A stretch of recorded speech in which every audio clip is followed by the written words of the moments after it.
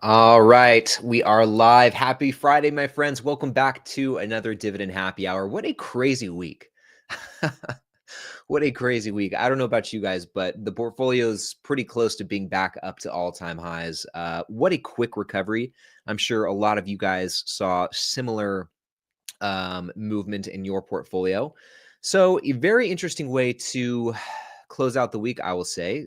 Totally welcome, though. I don't mind being at all-time highs, but it was nice to see some stocks at some discounts. And I guess there still are some of them. But anyway, guys, enough rambling. Once again, welcome back to another Dividend Happy Hour. I hope you all had a great week. Before we get any further, why don't we kick this thing off the best way we know how? Grab whatever it is you're sipping on tonight. Oh, let me crack this open. I'm bummed, guys. I don't have any Frescas left. I drank all of them.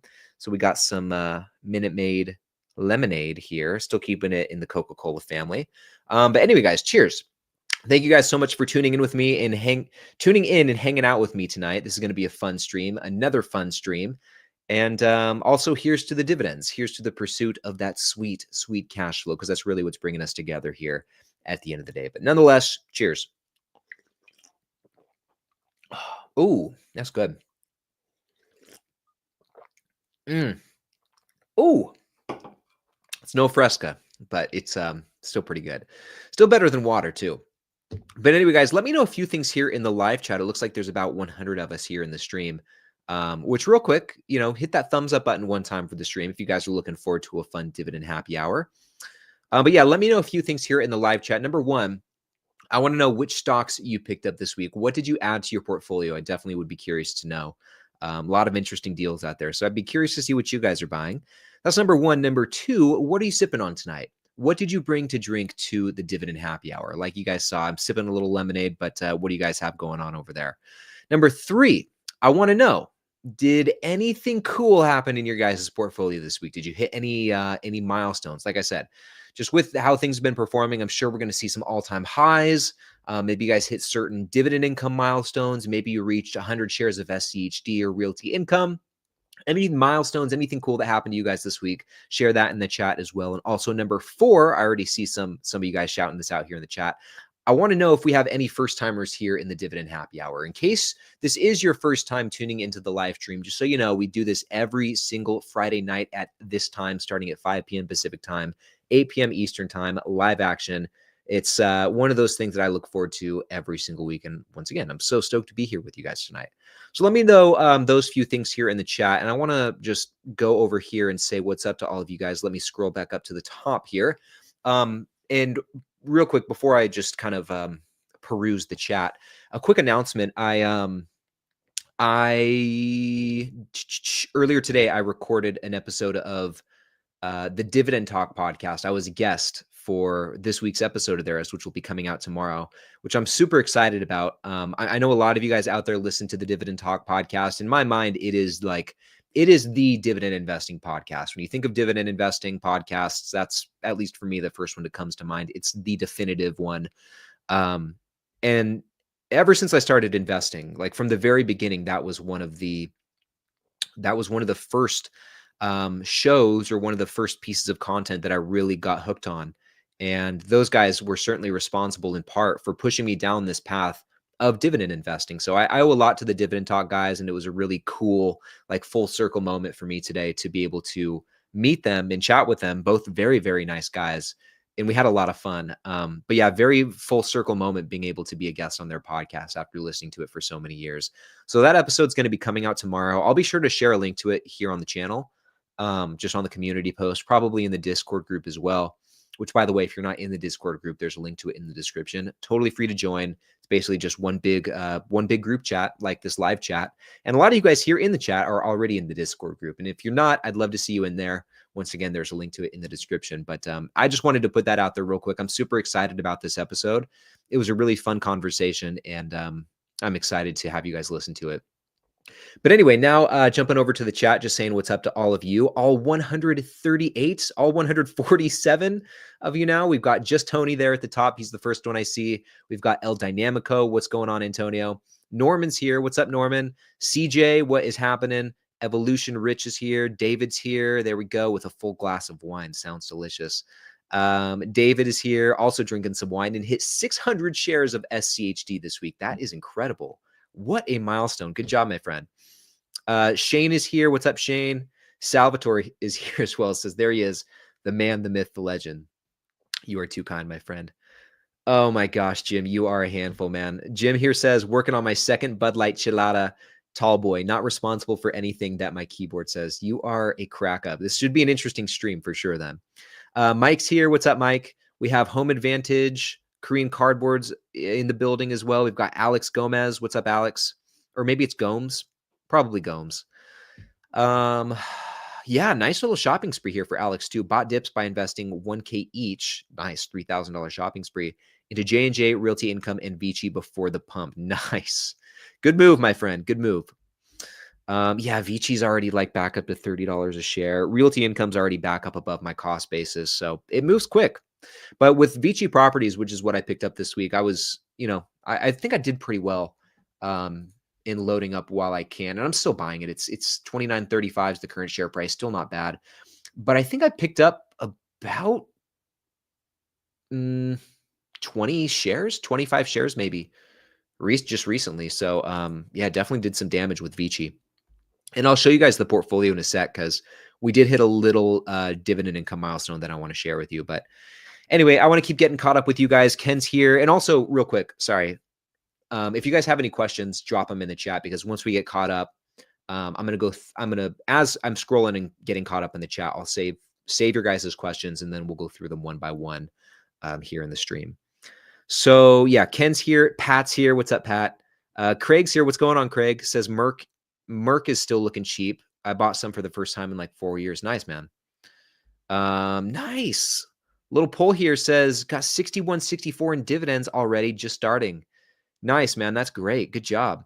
We've got Teeps in the building. Shout out to Jeff. What's going on, my friend? Happy to see you here, man. Chris is here with his usual rock star punch. There you go. Nice. Chris, you will like tomorrow's conversation with the Dividend Talks. We get into the topic of energy drinks and stuff like that. We talk a little bit about Rockstar, talk about some Ghost as well. So I think you'll enjoy that part of the conversation. But anyway, we've got D's Divs here. Nice. Good to see you, my friend. Andy is here as well. Caesar's here. Junior. Junior's first time in the stream. Nice. Well, Junior, welcome. Once again, like I said, we do this every Friday night at about this time. If there's a difference in time, if for some reason we need to change it, sometimes I hop on an hour earlier. I'll always announce it either way on the community tab on my channel. So Anthony's here. We haven't seen Anthony for a while. Haven't made the last few streams, but in December had my best dividend month of $45. Great job. Great job. Oh, CJ says nice Blossom hoodie. Yeah, I gotta rep my set. And if you guys aren't on Blossom, I highly recommend you check it out. It's basically the best, I mean, outside of like YouTube, I think, basically the best platform for investors. It is the first and only social media platform made specifically for investors. And it's also like a portfolio tracker as well, but it's a really cool community. At this point, I think there might be over 200,000 investors on there. It's only limited to just US and Canadian investors for now. So I apologize to those of you outside of North America, basically. So yeah, you guys should definitely check it out. There's a link to Blossom in the description of the video, and it's free. It's totally free to sign up and create an account. And you can actually see my full portfolio over there on Blossom as well in real time. So every time I make a purchase, it automatically updates in Blossom. So you get to see these buys as they occur. Not that that's like it's not like a huge thing or anything. See my, 3 shares of Vici Properties picked up, but could be interesting. Home Advantage is here. What is happening? Let's see. Who else we got? Yeah, look, and now I'm kind of at the point where you guys are talking about your purchases. I see a lot of Hershey. I definitely see some Pepsi. A couple cool milestones too. Korean Cardboard right here hit $100 per month in dividends this week. That's great. $1,200 a year. Good job. That's huge. 3 figures on average every single month. That's no joke. Now, obviously, you're not going to retire off $100 a month, but that can pay for some real life stuff. You could probably pay for a week's worth of groceries. You could go to Chipotle, probably, take you and the lady out to Chipotle maybe 4 or 5 times. You can definitely do some damage with that $100 right there. So good job. Jim with a nice milestone as well, 17K in projected annual dividend income. That is huge. That's almost $1,500 every single month. So good job, Jim. Great job. Sam's here. What's happening, Sam? Good to see you. Nice. Antonio and Ken both sipping some coffee. That sounds pretty good. I'm honestly feeling a little bit sleepy. Done a lot of talking today. We were talking, me and the Dividend Talk guys. Yeah, got that right. Me and the Dividend Talk guys were talking for, I think, over 2 hours. And yeah, just kind of feeling it. I need to stay up on my lemonade. Oh, Matt's in the building. What's up, Matt? Sipping on a little Dr. Pep. Nice. Very, very nice. Let's see. What else we got? Sir Dudebro, man. Good to see you. Yeah, a lot of SCHD purchases for sure. Of course, like that's the weekly rotation, right? First time catching you live. Brett says first time catching you live. I'm usually at work this time. Well, Brett, man, I'm glad you're able to tune in live action with us tonight. It's always a different vibe, just being here live when it's actually going on. Hopefully, you guys watching the replay enjoy the replays as well. But yeah, I would encourage you guys to check it out live if you can ever make it. It's always a good time, and you get to interact with people in the chat. It's always a lot of fun. So here we go. Blair, this is crazy. Blair says, picked up some Prologis, Crown Castle, and ARE, I think is Alexandria Real Estate. So a few REITs right there, and portfolio is at 82K. Should have a few 100K to invest soon. Blair, please do tell. Where's this few 100K coming from? That's awesome. That's really going to be a nice. So number one, that's awesome. Number two, how are you planning on distributing that money? Because I've gotten questions in the past before from people who say, hey, if I randomly come into like a large sum of money, what should I do? Should I invest it all at once? Should I dollar cost average that into the market? What's the best way to deploy this? And so, Blair, I'm just curious to know how you're going to approach this sudden surplus of quiche, of cash, and what you're going to do with it. So yeah, if you wouldn't mind just sharing your plan there in the chat, that'd be cool to know. So Wonder Rider is here. Good to see you. There we go. Michael's here. What's up, Michael? Yeah, Chris said he told me this on Instagram too, a little milestone with Apple. Hit 25 shares this week. And real quick, guys, we got 200 people in the stream. That's awesome. Good. Thank you guys all so much for tuning in to this live stream. 200 is kind of like I don't know. 200 to me is just a cool number. It's really cool to have all of you guys tuning in live. And once again, hit that thumbs up button on the stream if you're enjoying this so far.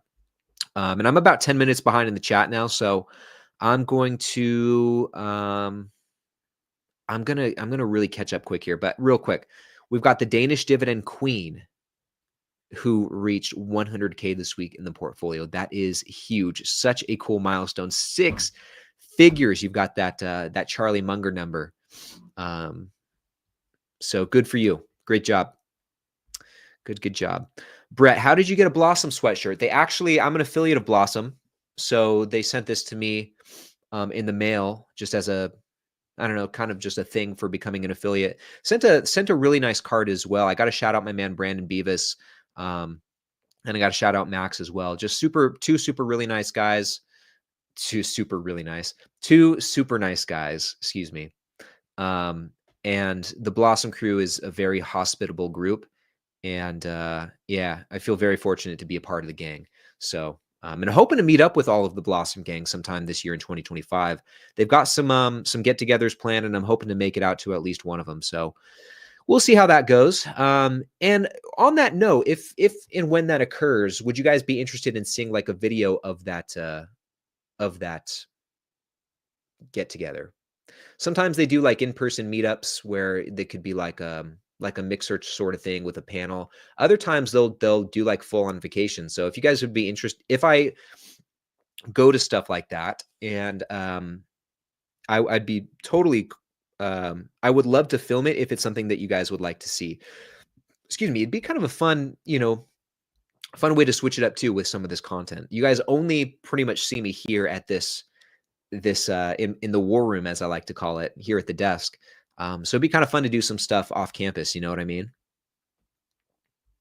Yeah, Home Advantage. You keep bringing up Paychex. Paychex is always looked to me like a really solid company. So good stuff. Let's see.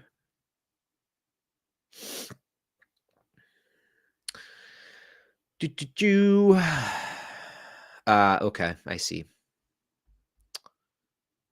Let's see. Wow, Ken with 1,100 shares of SCHD. That's unreal. Okay, so real quick, Junior wants us to look at NTST. I think that's a REIT. So yeah, I'll add that one to the list. We'll circle back to this and check it out. Oh, Matt's got a good question about my wife's account. We'll circle back to that one. Thanks for the good question, Matt. Nice. Ashton, this is crazy. Look at this. So something cool. I helped my kid brother who just got a job a couple weeks ago open a custodial Roth IRA. That's really cool. So that's awesome. So Ashton, how did you convince your brother to start doing this, number one? And number two, what's that account looking like? What is that portfolio going to look like for him? I'm curious to know. And shout out Andy, just passed 200 shares of SCHD. Great job, my friend. All right. And shout out to all of you guys just now hopping into the stream. I see Nathan, Sean, Can-Am, Australia, Alex, Baked Potato. What's going on, guys? Bernard's here, or Bernard, excuse me. Arjuni's here as well. Nice. Christopher, good to see you. Picked up some Altria. Cole World. Good to see you, my friend. Paolo. What's up, Paolo? Nice. Alan's here. What's up, Alan? Thunderous Fixation. What are your thoughts on CEG? We'll take a look at it. I'm not familiar with this ticker, but yeah, we can check it out. Let's keep going. Ooh, El Dynamico's got a great question about dollar cost averaging. We'll take a look at that. Ooh, Dividend Doug wants to know about some books. You are opening up a can of worms, my friend. But yeah, we'll definitely circle back to that. Powerhouse, thank you for the compliment. I'm happy to see you in here, and I'm happy you're enjoying all the content. I really appreciate that. Let's see. Shannon's here. What's up, Shannon? Nate is here as well. Finally getting to watch live. Nice. What's up, Nate? Let's see. Yeah, got to shout out Jeff. You guys go check out Jeff's channel if you're not already subscribed. Jeff is where a lot of us are trying to get to. This guy has one of the most killer portfolios that I've ever seen. And Jeff's only in his early or mid 40s. I don't know exactly how old you are, Jeff, but you guys will really like his channel. He's putting out some great stuff, and I think his portfolio will make your mouth water. So just be forewarned. But yeah, definitely check out his channel. He's doing some good stuff. So worldwide, thank you for the compliment. I really appreciate that. Isaac, do I sell covered calls? No, I do not. No, I do not. Danny's got a question about SCHD and the Roth, so we'll check that out. Yeah, Patrick's got a question about Hershey. We'll take a look at the Hershey company for sure. Let's see. Ashton's got a question about VOO. Okay. VOO versus SPLG. Oh, Blair says my mom's estate is finally going to settle. Well, man, I'm sorry to hear about your mom. That's super sad. I'm sorry to hear about that. But Blair says I'm going to dollar cost average that into my portfolio over a period of time. Not sure what that's going to look like. I think that's a good way to go. I think dollar cost averaging that amount of money is probably better than just lump summing it. So let's see. I think I'm almost caught up in the chat here too, guys. Joseph's got a question about Pfizer, so we'll check that out. Dividend Doug's got a good question about M1 Finance and Blossom. Ooh, Go. It's got a good question. 17 years old. Wow. Ooh, thoughts on Walgreens. Okay, guys, we've got like a dozen questions that we need to get through. So, uh, let's see. Ooh, Salvatore's got a good question about crypto. This is a quick one. No, no interest in investing in crypto at this point. I'm totally fine just sticking with stocks. Oh, what's up, Darth? Good to see you, man. Darth is in the building. Okay, guys. And I apologize if I skip over your questions. Like I said, we've got about a dozen questions here, so all really good questions too. So, okay, we're gonna jump over to the chat. And some of you guys, if I don't get to your questions, and there's still time after we get through these dozen, I'd be more than happy to go through them. And I want to apologize in advance too, because this has kind of been happening more frequently lately, which is a very bittersweet problem to have. Um, I've found that I'm not able to answer everyone's questions in like the 1-ish hour. I mean, we always go over the stream, and it usually ends up being an hour 10, hour 20. And even in that time, I'm never able to get to everyone's questions. So I apologize in advance if I jump over you guys or skip over you guys. It's not intentional. It's just it's just hard to get to everyone and everything. So I want to apologize in advance. I'm never intentionally trying to ignore anyone or pass over anyone. It's just I'm only one guy, and that's pretty much it. So I just want to apologize and let you guys know it's nothing personal. It's not intentional. So but anyway, Junior here, and with that said too, if I don't get your question here, shoot me an email, drop me a comment, message me on Instagram or in the Discord group or on Blossom, and I'm happy to further this conversation there or in any of those places. But anyway, starting with this first question, Junior wants us to look at NTST. He's been buying it lately. And since we have so many questions, guys, tonight, we're going to go through these rather quickly. So real quick, if we jump over to, let's add it to Snapstock, which, guys, you can get access to Snapstock when you become a member of the investment club. There's a link to that in the description of the video. This is the stock analysis platform that I've been working on really since, last summer. So the last 6-7 months now, I've been working on this. Constant work in progress. But like I said, you can get access to this when you become a member of the investment club. Link in the description. I'll probably put it in the pinned comment as well. But as far as NETSTREIT, so in the last year, it's down, 17%. The AFFO yield's close to 10%. Pretty low P to AFFO, it looks like. Interesting dividend stats if these are correct. So, okay, this looks pretty interesting so far. So solid revenue growth, right? Really solid revenue growth. FFO growth has been pretty decent as well. And yeah, these dividend stats are interesting. I don't understand. I guess this is how they're getting that super high dividend growth rate, but it doesn't look like beyond that, the dividend growth rate has been anything spectacular. So let me cross-reference this with Seeking Alpha real quick, just to make sure that there's some symmetry between all of these. Yeah, okay. So that's pretty spot on. So I would say the revenue growth's been pretty good. The FFO growth, as we saw, looks pretty decent so far. So I would say that NTST is off to a good start. What does this company even do? So internally managed REIT that specializes in acquiring single tenant net lease retail property. So it sounds kind of like a Realty Income. Let's see if maybe we can get some insight on what their portfolio looks like. Okay, so we're over here on their website. Okay, so they're in pretty much not all 50 states, but looks like they're in here in the continental US. So 48, 47, 46. So they're in 45 out of the 48 continental states. Could have just read that right here, huh? Okay, so this is going to be pretty similar to something like a Realty Income, it looks like. Okay. So Dollar General makes up 11%, very similar to Realty Income, very similar to Agree Realty as well. Dollar General, CVS, Home Depot, Dollar Tree, yeah. Yeah, I don't know that I have an issue with this. I think this all looks pretty good. I think this looks like a pretty solid REIT so far. It's got a higher yield than what you'd find with ADC, and it's got a similar yield to Realty Income. We'll see what the dividend growth rate ends up being like.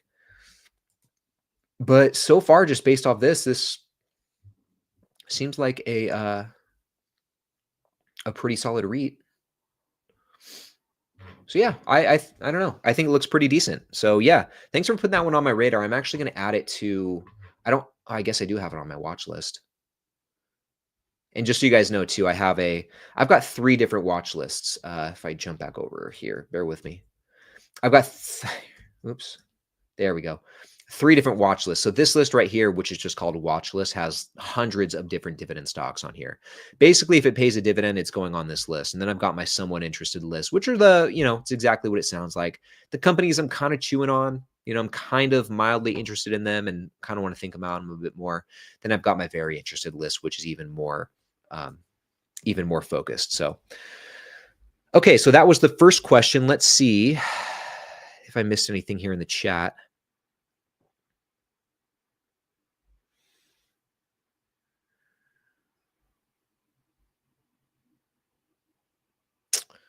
Cool. Yeah, well, thank you guys. You guys are just responding to what I was saying about not being able to get to everyone's comments. So thank you for understanding. I really appreciate that because it bums me out, and I don't want anyone to feel left out or ignored for sure. So this next question comes from my man Matt, who says he enjoyed my newsletter this week. Which, by the way, guys, if you did not read this week's newsletter, head over to retirewithryan.com and check it out, or just Google Retire with Ryan and head over there.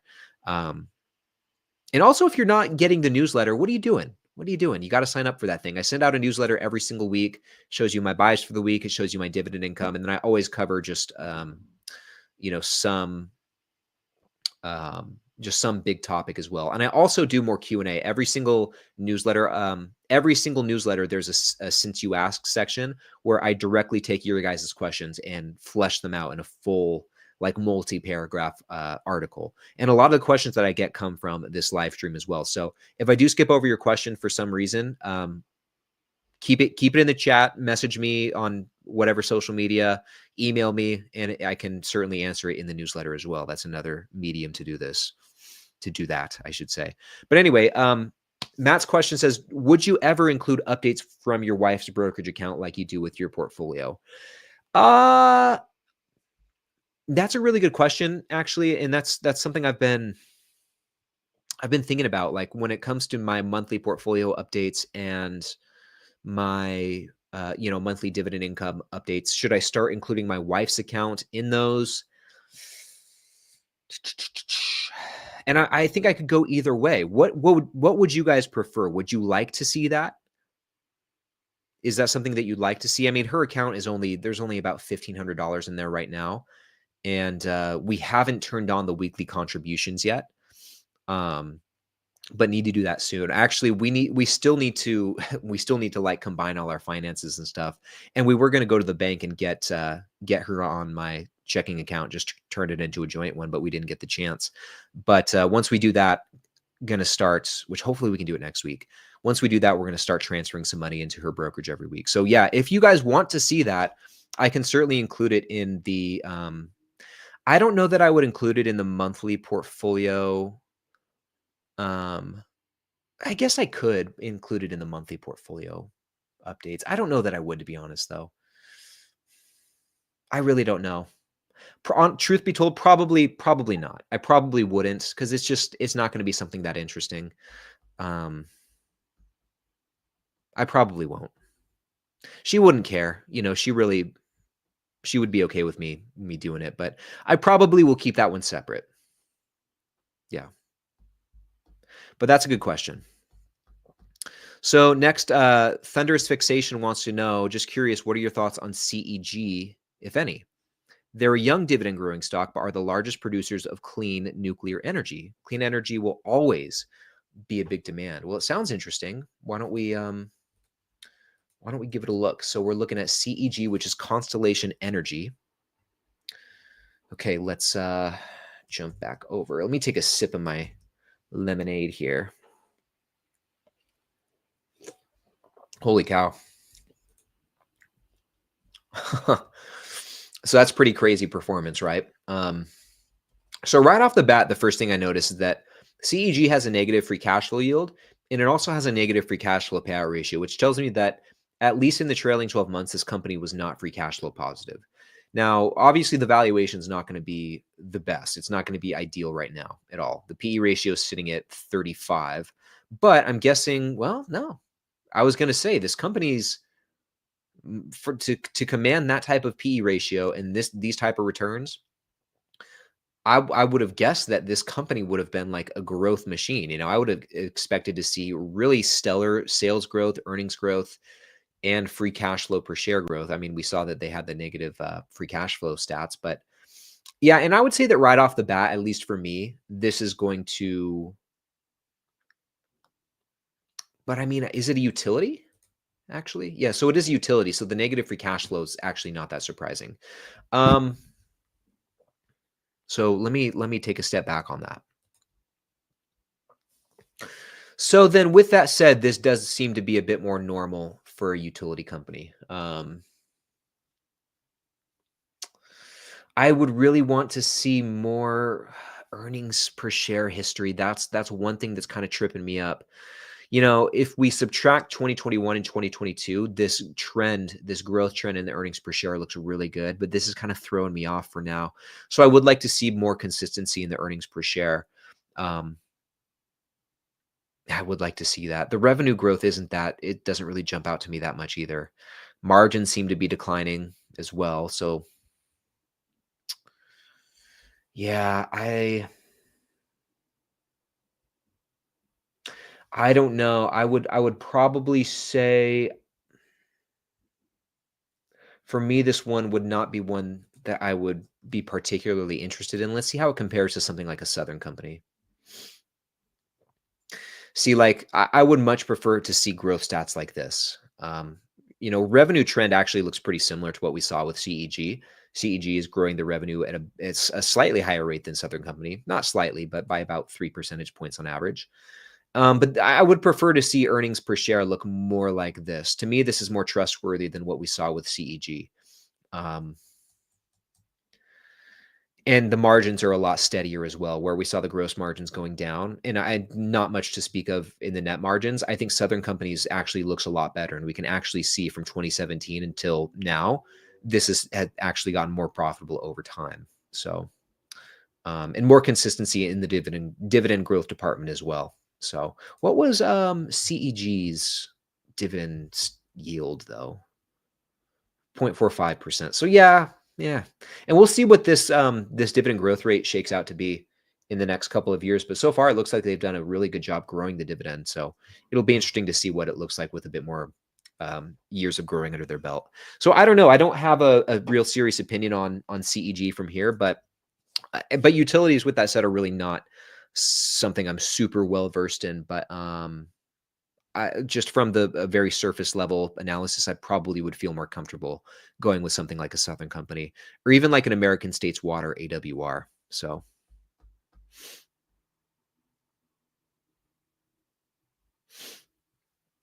yeah, and to your guys' point too about the future nuclear energy being used to power AI systems, I totally see the reasoning there. Um, and if you think that demand's going to be there and this company will benefit from that, then yeah, I can see why. I can see why maybe you would consider owning it, but at the same time, I just based on what the share price has done, I don't know if now is the right time to buy this stock, because it seems like that anticipation of the demand is kind of already baked into the share price. And I don't know, there could be other things that have been pushing that share price up, but if what you guys are saying is true, then I'm sure that a lot of people are thinking that something like this will benefit from AI and increased demand of nuclear energy. So I think that's probably getting baked into the share price. Okay. So Nathan here says, just bought a company and it's instantly accretive, over $2 of yearly earnings per share. That's why they ran up so much. So yeah. So, and you guys clearly know more about this company and this stuff than I do. So, um, which is good. It's good to get this insight. So thank you guys.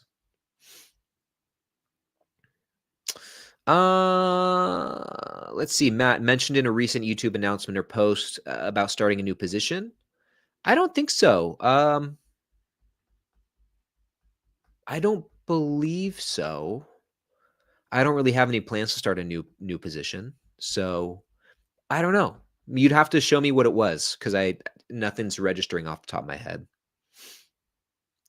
Okay, so anyway, moving on to this next one from Antonio. Is it wise to buy shares once a month if I wanted to dollar cost average, or is it better to buy once a week? You know, Antonio, it's totally your preference, my friend. I think either way you'll be just fine. It really doesn't matter the frequency at which you dollar cost average, whether it's once a week, once a month, um, you know, once every couple of weeks, whichever frequency you prefer. The important thing is that you adhere to it. The important thing is being consistent to that schedule. So whichever you should decide, if you want to go to once a month, totally fine. Just make sure that you're adhering to it, because at the end of the day, what's really important is that consistency. So whether it's once a year, once a week, once a month, whatever it is, it's just the important thing is that you're sticking to that. So, all right. Yeah, let's go to this one from Dividend Doug. I know this comes up often, but curious about a couple personal finance or investing book recommendations. Yeah, so let me pull a couple from my bookshelf over here real quick for you. We won't. I promise you guys, we will not spend a lot of time on this because we do talk about this all the time. I really like talking about books, but you guys hear it from me all the time, so we don't need to make it a whole thing. So let's see. Bear with me, guys. 1 second. This one. Yeah. So here's a few good ones. I talk about these ones from time to time, and there's a handful more that I wanted to pull, but one of them that I'd highly recommend is The Ownership Dividend. I read this last summer, and yeah, it's a really good book, and it talks about how there could potentially be like a renaissance for, not a renaissance, but like a revival of dividend investing.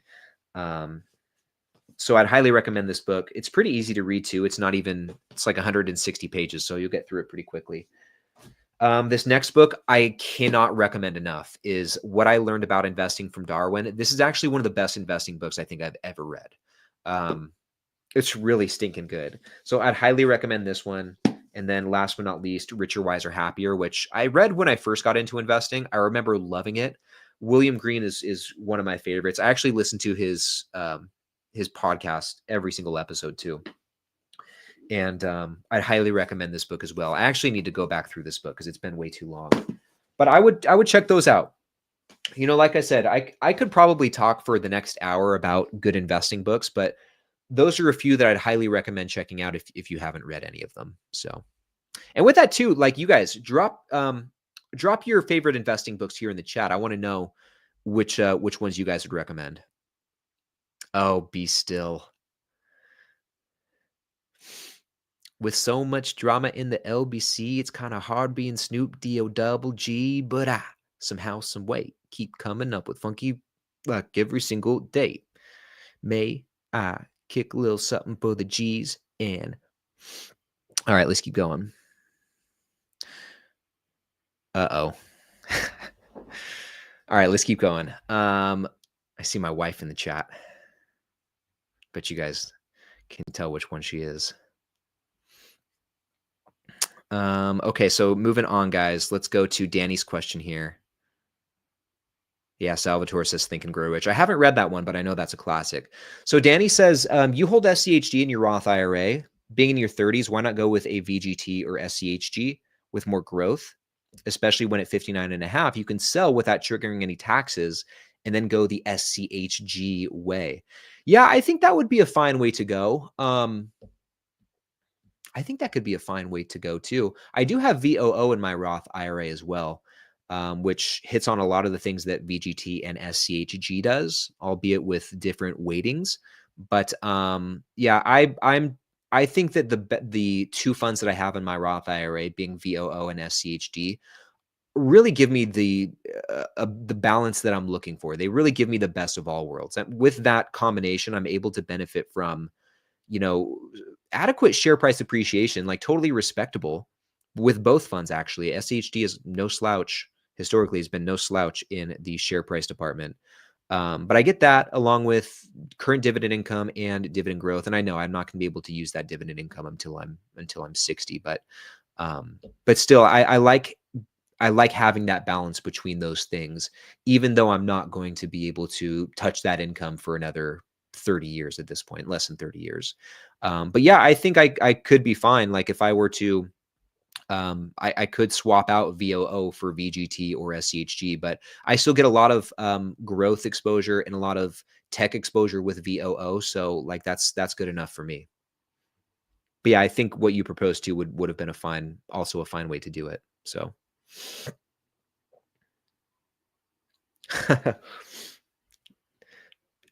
Matt, good looking out.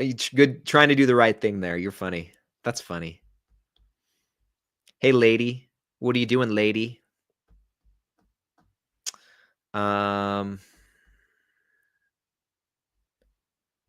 you doing, lady? What's my lady doing? Let's see. Okay, so Patrick, next question. I've been buying the Hershey dip and it keeps going down. Can you take a look? Am I missing anything other than cocoa prices?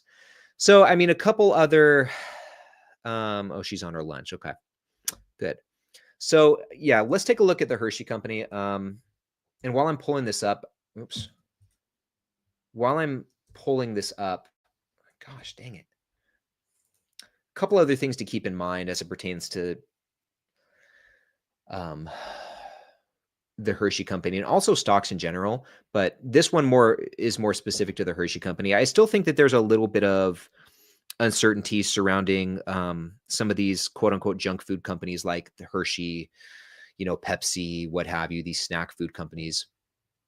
I think that there's a big, and I don't know how much this is having an impact now, but I do think some of it still exists. I think some people are still waiting to see what Robert F. Kennedy Jr.'s, what his plans are once the Trump administration takes over. We'll see what happens. I don't think it'll have a super big impact on these companies in the long run, whatever that ends up looking like. But I think that could still be playing a role in this.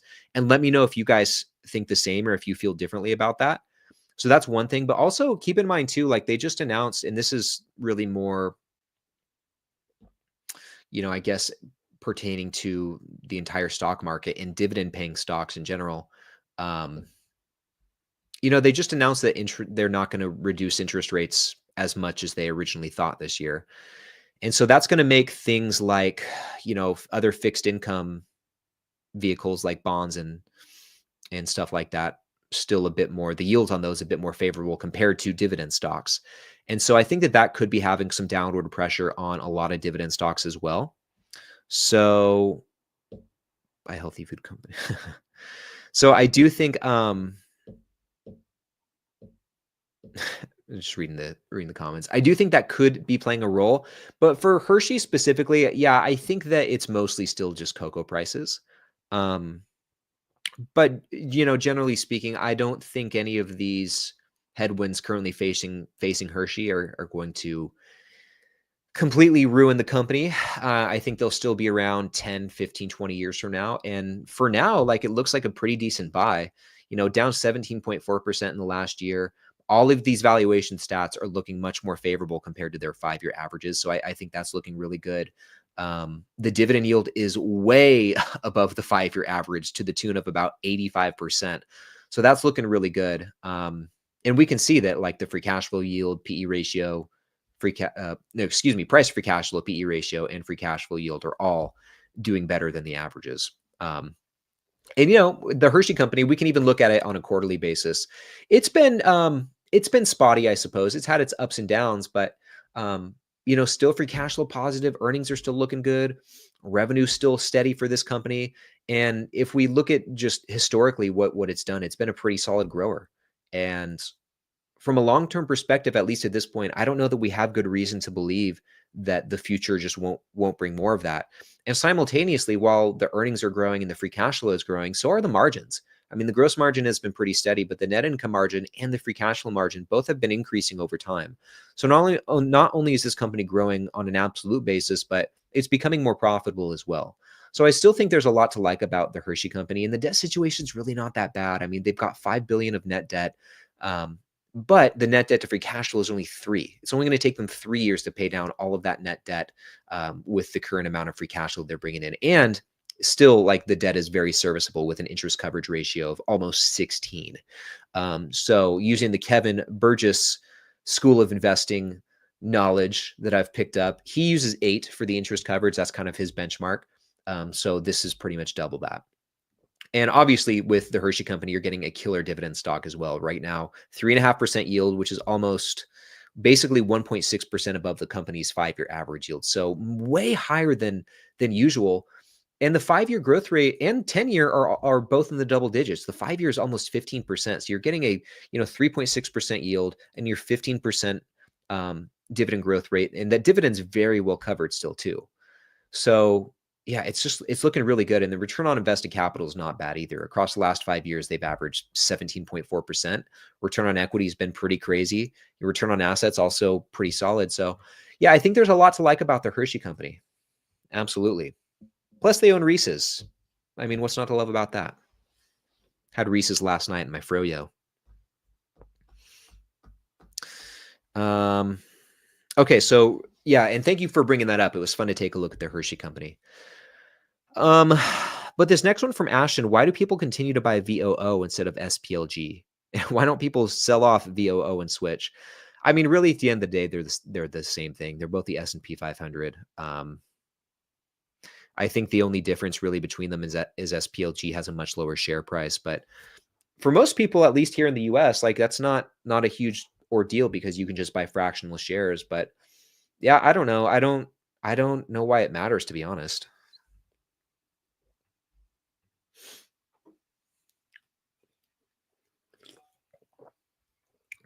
Ooh. Very nice.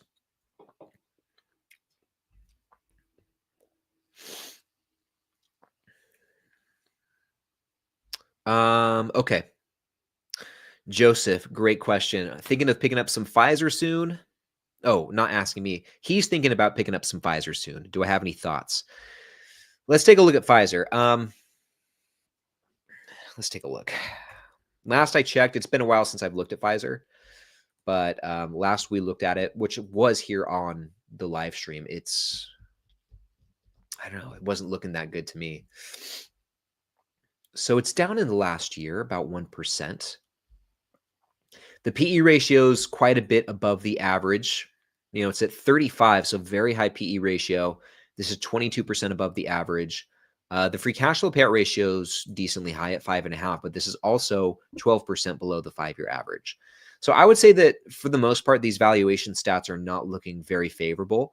And my guess, as we scroll down and look at, excuse me, guys, once we scroll down and look at the growth metrics, I would imagine that we'll find the PE ratio is this high simply because the earnings has declined. And if I'm remembering correctly, that's been the case for Pfizer. Now, real quick, before we go any further, just looking at these dividend stats as well.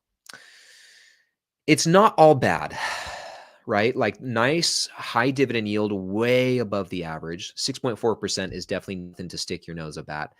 And they have a pretty decent dividend growth history as well, okay?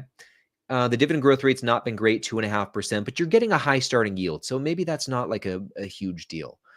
Here's where things get a bit questionable. It's the payout ratios. Both the earnings payout ratio and the free cash flow payout ratio in the trailing 12 months are above 100%. So they're paying out more in earnings and free cash flow than they're taking in. That's not good. And we'll see about how long that's been going on in just a moment too. So, okay, looking at these growth stats, I just don't see why you'd want to own it. if I'm being honest.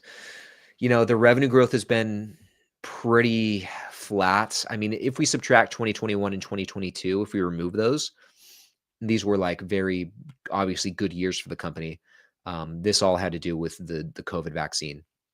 But if we subtract these 2 years and just look at the general trend of sales, it still is growing, but very, very, very slightly. Okay. And it's probably close. If we subtract these, it's probably still going to be pretty close to this 10-year CAGR here at almost 2%. So yeah, I think you could do better than that, especially in this sector. I think like Johnson and Johnson, you'd be doing better. It has better growth stats than Pfizer. I think AbbVie's better one to look at. I think Bristol Myers Squibb. I think Zoetis for sure. So I think there's a lot of better companies that you could be considering. Earnings per share has been all over the place now. Once again, 2021 and 2022 were really good years for this company. If you remove those from this chart, we'll see a declining trend in the earnings per share. So I don't think that's looking good at all. Both the 5 and the 10-year CAGRs are negative. So, I would stay away from a company with those negative growth rates. And the same is true here with the free cash flow per share. Subtract these 2 years and the free cash flow per share has been declining. And we see that reflected in the growth rates as well. Not only that, but this company's margins are declining as well.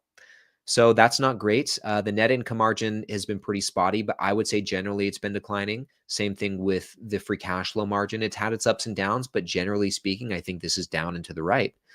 And, just based on this is not a prediction, but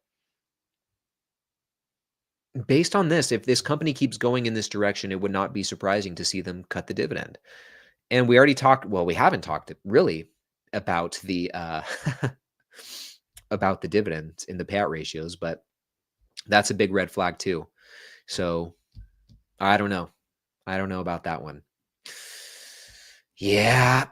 And look at this dividend growth chart here, guys. It's been going down pretty much every single year over the last decade.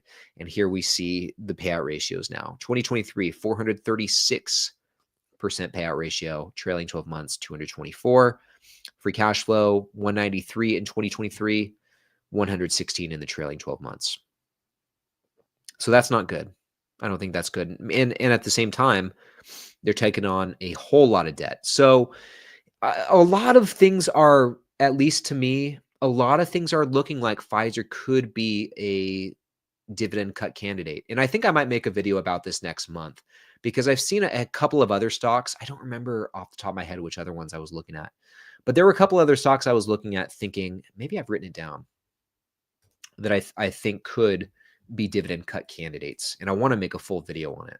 But a lot of them have similar financials as what we see here with Pfizer. Let me see if I wrote it down. I'd be surprised. Oh, yeah. Let me add PFE. I'm not going to reveal this list, but I have 1, 2, 3, 4, 5, 6 stocks on this list now. Another one, kind of while we're on the subject, that I was looking at and have on this list is UPS, believe it or not. And let's just take a look. We'll go quickly through this one. I mean, sales haven't been too bad. Not great right here. Not great right here. Declining margins, bottom line at least, yet again. Gross margins are going up, so that's good. Free cash flow margin's been declining as well. Debt doesn't look too bad, 4.6. But yeah, these payout ratios are looking very sketchy. So I think UPS could be another one that could see a dividend cut coming up. So anyway.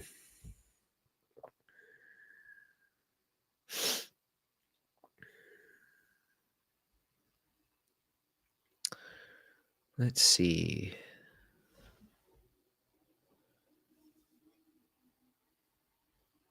Ooh, peanut butter whiskey. That sounds good.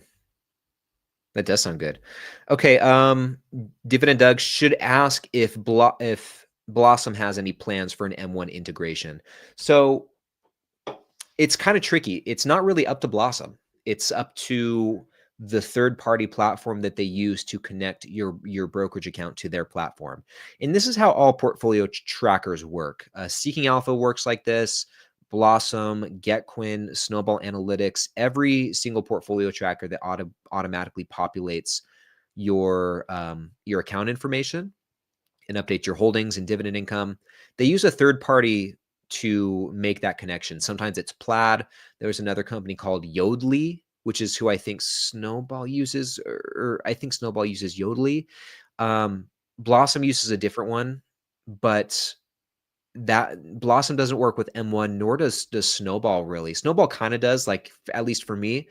From M1, it pulls the purchases, it updates all of my holdings, but it doesn't update the dividend income information because M1 won't give that information to whatever third party Snowball uses. And that's just, they just don't have that in the agreement, I guess.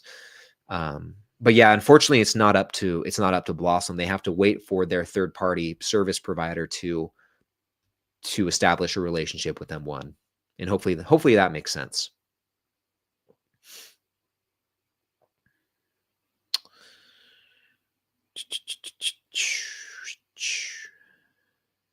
Okay. Tiller uses Yodely. Yodely hee-hoo. Let's keep going. Just disregard that. I don't know why I did that. Okay, so Gogo says, hey, Ryan, and I think we're going to time this right, guys, because we only have like 2 questions left and we're coming up on the hour. So this is perfect. Gogo says, hey, Ryan, I'm 17 and I've been investing for 2 years on my parents' account. Are there any stocks that you would recommend? Man, that's crazy. So first and foremost, great job starting to invest, not when you're 17, but you said you've been investing for 2 years. Great job starting to invest when you're 15. That is fantastic. Hats off to you. Actually, big round of applause. So as far as any stocks to recommend, I don't have any specific ones for you. You know, I don't know what your portfolio looks like at this point, but I'm a huge advocate for newish investors or newer investors starting with just ETFs, or at least making those like the main bread and butter in your portfolio. Now, if you want to expand beyond that and you want to try your hand at picking some individual companies, I really don't, even as a brand new investor, I really don't know that I have a huge issue with that. That's how I started out with investing. And I wish I would have done more with ETFs. I didn't. That is something I regret. But I don't see anything wrong with wanting to own some individual companies as well. I think it makes it interesting, and I think it keeps it fun. And at least for me, it forced me to learn more about this stuff. And so when looking, if that is you, if you're someone who wants to have individual companies in your portfolio, because it seems interesting, excuse me, and you want to learn how all of this stuff works, then I think the best place to start would be to think about companies that you use, companies that you understand, companies that you're familiar with. And I would make a list of those, okay? Make a list of every single one that you can think of. And I would start looking at a few different things with those companies, okay?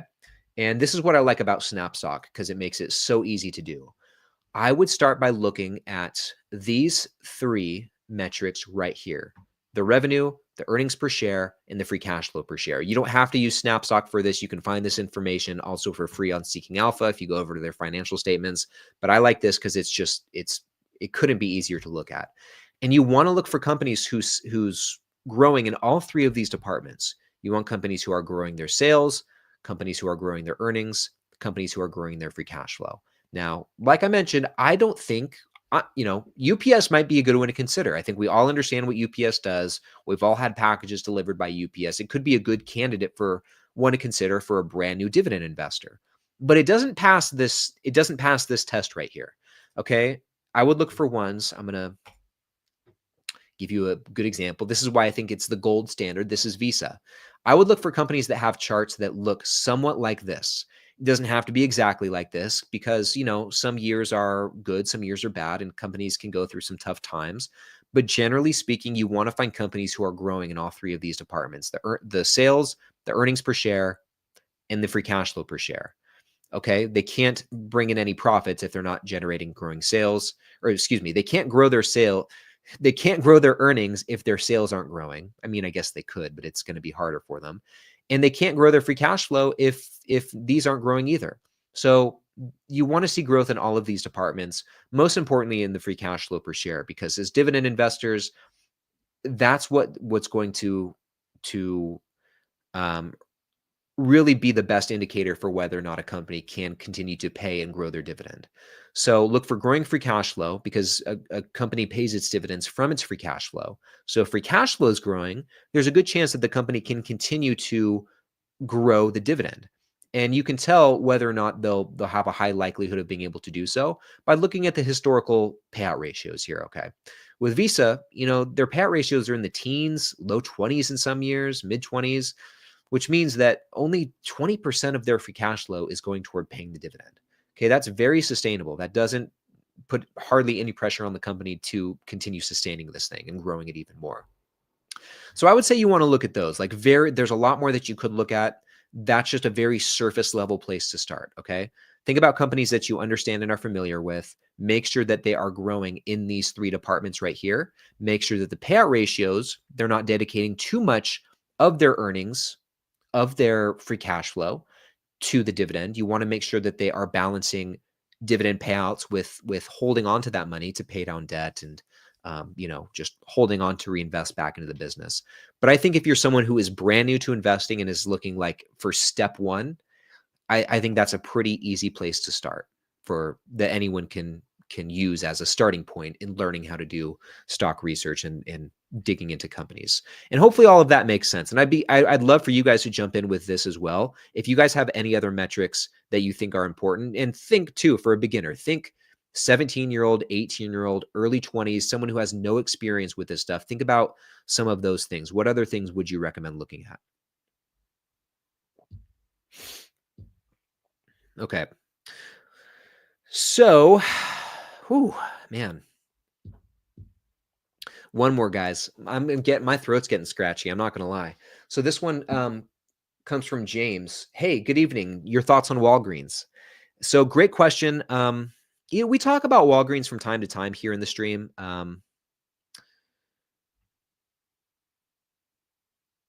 Yeah, Patrick, good take.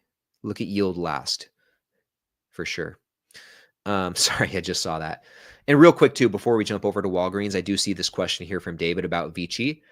I've been buying Vici like very regularly, especially these last few weeks. I have about almost 130 shares of it. And as someone who lives here in Las Vegas, that company is very near and dear to my heart. And I'm pretty bullish on the city. So anyway, let's go over to Walgreens. So WBA. Sorry, guys, had a little brain fart for just a second.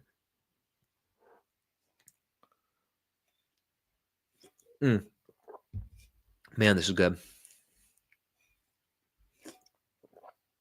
It's actually kind of nice to not have something carbonated. Although I bet that would be good carbonated. Okay, so Walgreens, I think Walgreens is attracting a lot of interest because it is a beaten down stock and, buy the dip. You want to buy those cheap stocks. And so I think that just with that thought in mind, I think that it is still attracting a lot of interest. But truth be told, I think Walgreens is one that you want to stay away from. And we'll go through a few reasons why. I think as we go through these stats here on SnapStock, you'll get a really good idea as to why Walgreens share price performance looks like it does. So let's just start here with these valuation stats. Everything's negative. Negative PE ratio, negative price to free cash flow, negative earnings yield, negative free cash flow yield. Furthermore, if we scroll down to these dividend stats here, the yield's high, 8% at this point, but everything else is negative. Negative payout ratio, negative dividend growth rate, which means that they've cut the dividend. So with that, if we were to scroll down, taking a look at some of these growth stats, it would be exactly what you'd imagine. Now, fortunately for Walgreens, their sales are still growing, which I don't know how their sales are still growing, but sales are still growing. Earnings, the net income per share, has dipped into negative territory. Prior to that, it really wasn't anything special either, like very flat. Not a lot of growth in this company's bottom line at all. But these last couple of years now, they have not produced profits on the bottom line. And if we jump over to the free cash flow, this has trended down pretty consistently since 2018. So not looking good. And then finally in 2024, it dipped into negative territory. So now this company's not even free cash flow positive. Okay. Now with that, if we scroll down looking at the profitability in all three departments, gross margin, net profit margin, free cash flow margin, all of these have been trending down over time. Net income margin or the net profit margin obviously is going to be in the negative because the earnings per share is negative. But all you had to do to tell that this company was in decline really was look at this right here. Like, sure, their sales are growing up, but that's the only thing. You see these gross margins just trending down every single year. Whatever competitive advantage this company or whatever good things about this company that it might had, it was losing ground on that. And that's reflected here in the margins. Not only the gross margins, but the net income margin and also the free cash flow margin as well. Everything's just going down. This company is losing profitability. So, Derek's comment. No, Derek, don't worry, man. Don't worry. Not late. Never late. I don't have anywhere to be. I do have to make dinner after this though, and I do have to finish editing a video for tomorrow, actually. Which we got our portfolio review videos coming out tomorrow. We skipped last month, but we're going to be back with it tomorrow. 3 really interesting portfolios, so I'm excited. But yeah, I do have to finish editing that tonight. Now continuing on, where were we? I mean, the debt situation, it's like, it's not really been great. The net debt to free cash flow, the only time that it looked even relatively fine was in 2019, but every time after that, it's not been good. So yeah, and they obviously cut the dividend in 2024, so that's not great. So, hopefully just by looking at these few things, it becomes pretty clear why you'd want to stay away from Walgreens. Just terrible. It's just terrible. Ugh, garbage. Let's see, guys. But anyway, I think that's probably a good place to wrap this up. It's 6:07, so a few minutes past the hour. I think this is a perfect time. So with that, what else do I have for you guys? Like I said, video coming out tomorrow morning. We've got portfolio reviews. We're back in action with those. Got 3 very interesting portfolios. One of them looks really good. One of them actually is almost like the perfect beginner portfolio. So I think you guys will get a kick out of that one. Then we've got 2 that I will say need some work. There's this one of the portfolios that we're looking at. It's actually someone from Blossom.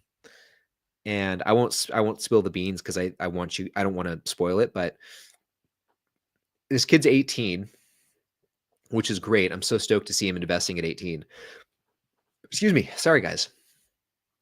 Anyway, he's 18 years old and he's got 4 different ETFs in his account. One individual company. The one individual company is Realty Income. One of the ETFs is SCHD, but the other 3 ETFs, which combined make up 85% of his portfolio, are all like leveraged ETFs, Bitcoin 2X futures ETF, S&P futures, stuff like that. And it's just like, oh, dude, why? So anyway, I with these portfolio reviews, I really try to not be, and people want me to be more like crude and blunt and just crass when it comes to reviewing these. I'm not like that. I'm really not like that in person. I really don't like being critical, but I will say that this portfolio in particular was probably the most critical I've been in all of these portfolio reviews. I think I was still nice enough. I was not rude at all and certainly didn't want to be, but I just, truth be told, that was hard. That's hard to see. It's hard to see new investors, young investors putting money in things like that. And I guess I did kind of spill the beans on it, right? Like I kind of did spoil it, but still, I hope you guys watch the video and just see it for yourself because it's just crazy. So, yeah, just Tony, where can we send out portfolios for review? Let me drop it in the chat. I think I can put links in the chat. Bear with me for just one moment. Let me find it here. So, okay, yeah, one sec. Let me know if you guys can click this link in the chat. Hopefully it works.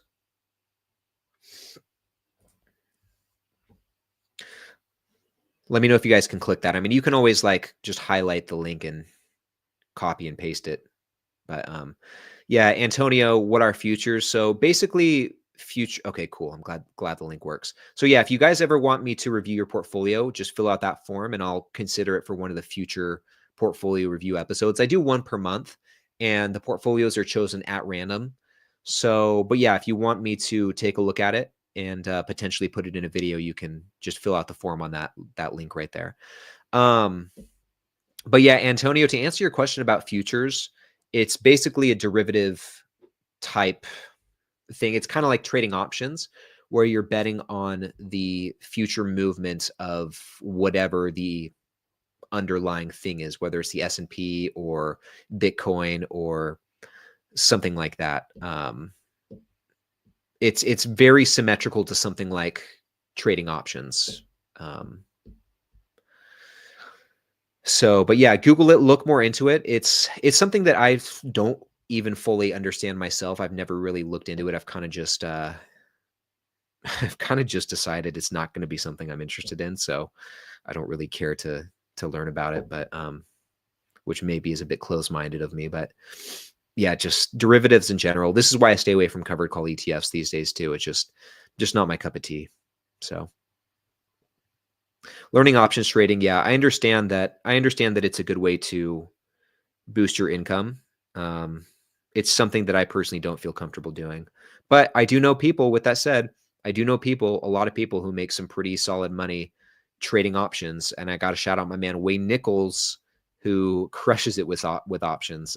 It definitely makes me want to think about it. But at the end of the day, it's just not really, I really just am not interested in it. So, but yeah, guys, I think that's a good place to wrap it up. So, we will call it a night here. But yeah, guys, tune into that video tomorrow. It's going to be really interesting. Um, yeah, that's about it. Otherwise, yeah, we'll see, I guess, what next week brings. Real quick, before we sign off, actually, 190 of us here in the chat still. Do you guys think next week will be more green like it was this week, or do you think it will be more red? Okay. Now, last week when I asked this question, everyone said it's going to be more red. We were totally wrong. I thought it was going to be more red this week too, but nothing but green. So, what do you guys think next week? We're going to have another good week of green, or is it going to be a sea of red? Let me know what you think.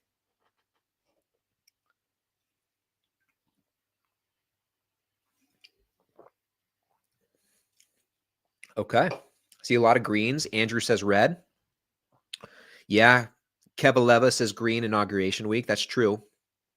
Totally could be. Ooh, Razzie says red. Yeah. Patrick, zigzag finish green. Yeah. Monaco, I'd love some red too. There you go. Yeah.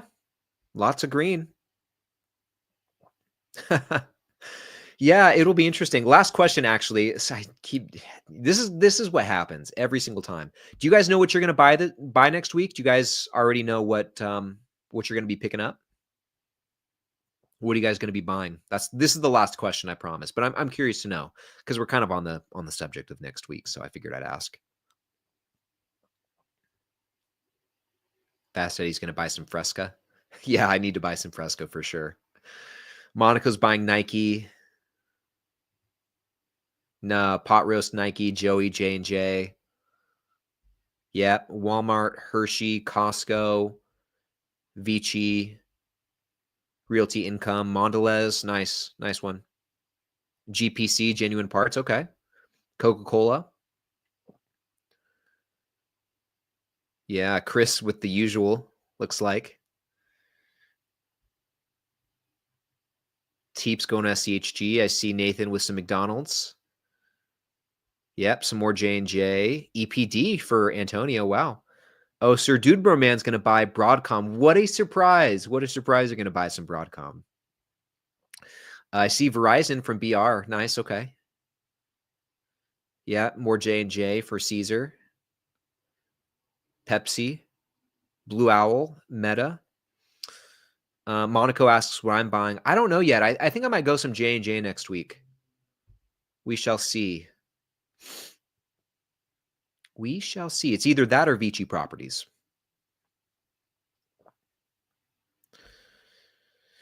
So, yeah, AMD, okay. Feel like I've been hearing a bit more about that one lately. Kevaleva's going more Dollar General. Okay. Andy as well. Yeah, Procter and Gamble. Mm-hmm. Sir Dudeberman's going to dump 6K into Broadcom. Holy cow. Vinayak's going to go with with Wynn. Nice. I love the Wynn. The Wynn is probably my favorite, one of my favorite hotels on the Strip for sure. I think it's the prettiest building. Every time I drive by it, I'm just like, I can't stop staring at it. It's just so pretty. CubeSmart, interesting. Yeah, Kimberly Clark. Yeah, that's a good one. Derek said U, ticker symbol YOU. Yeah, I would totally buy some more Clear Secure, but I think the position's reached a point where I'm content with it for now.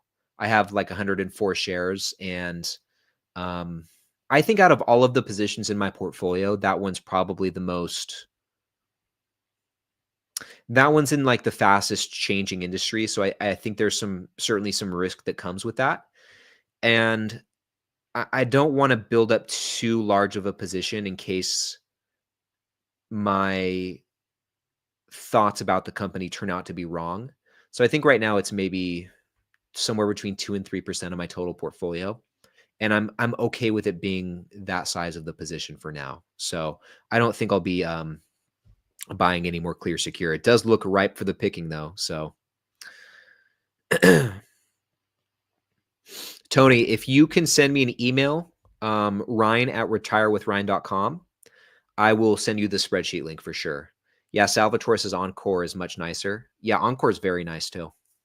Very, very nice. So